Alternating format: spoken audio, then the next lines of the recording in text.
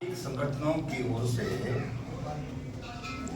ये press conference यहाँ आपके साथ कर रहे हैं और हम सारे राज्य में भी भ्रमण करेंगे। इन लोकसभा चुनावों में जो 2024 का ये चुनाव है, इन चुनावों में हम लोग जो बार बार सवाल उठाते रहे कि भाई राजनीतिक दलों को पर्यावरण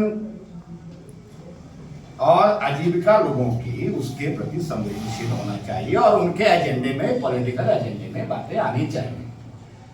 जलवायु परिवर्तन का जमाना है ये, और उसका परिणाम हमने पिछले वर्ष तो हम कुल्लू वासियों ने बहुत बुरी तरह भुगता है।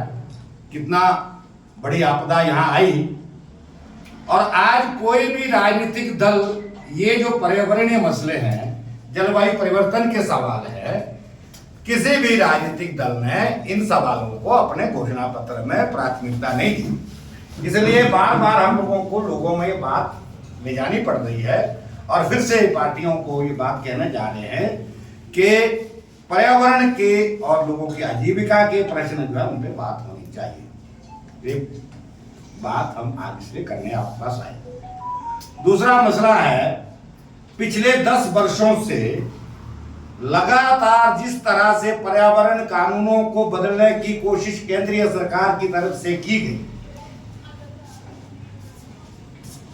पब्लिक हियरिंग के सारे प्रावधान कमजोर कर दिए गए, ग्राम सभा के एनओसी के महत्व को इग्नोर कर दिया गया, और साथ में ये नहीं, फॉरेस्ट कंजर्वेशन एक्ट में एग्जम्पशन कर दी, अमेंडमेंट करके पार्लियामेंट में ला करके कि जो देश की सीमाएं के क्षेत्र हैं, जो सीमाओं में लगे हुए राज्य हैं, उनमें 100 किलोमीटर तक इनको एफसीए की परमिशन लेने की जरूरत ही नहीं है किसी भी बड़ी परियोजना के लिए।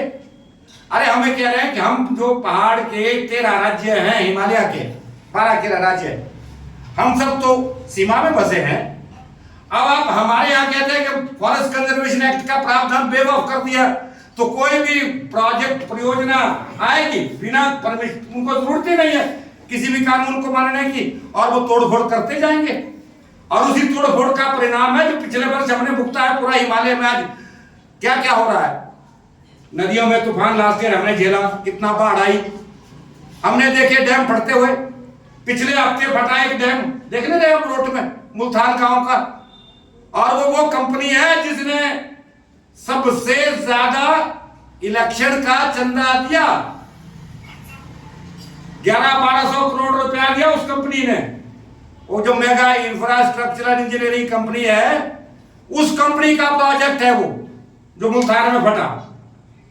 कोई कागज नहीं है, पत्र नहीं ढंग के उनके पास, कानूनी प्रावधान सब। और यही नहीं, अभी जो ये टनल बन रही है आपके इसी लाइन में, क्या बोलते हैं यहाँ केलों को जाने, क्या नाम, लद्दाख के लिए आगे, क्या नाम उस जगह का, पहाड़ी का, वो भी ठेका उसने ले लिया। 1200 करोड़ रुपया का चंदा उस एक कंपनी ने दिया, ये जो इलेक्टरल बॉन्ड है।